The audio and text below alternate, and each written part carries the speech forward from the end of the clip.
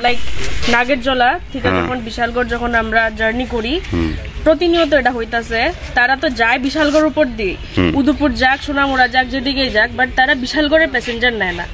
যেভাবে রিকোয়েস্ট করো তাদের বিহেভিয়ার প্লাস ওদের কন্ডিশন থেকে আমরা যাব না। যদি আমরা অ্যাকসেপ্ট করি যে বাইপাস দিয়ে হলেও আমরা আসতে পারবো, তারপরে ওরা প্যাসেঞ্জার নেয় না।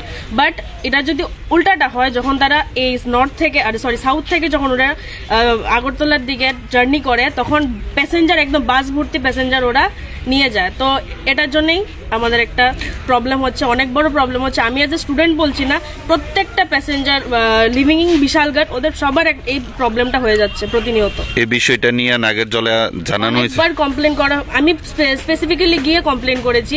প্লাস ওদেরকে বাস নাম্বারও 2টা বাস নাম্বার করে দিতাম, যারা আমাকে না করতো আমি দিয়েছি, কিন্তু ওদের থেকে কোনো রেসপন্সিভ ছিল না।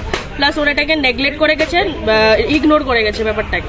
এই বিষয়টা যিনি এমএলএ ছিলেন উনিও তো জেনেছেন এখন। হ্যাঁ, আমি ভিডিওটা পোস্ট করে দাদাকে ট্যাগ করেছি, রেসপেক্টেড এমএলএ স্যারকে।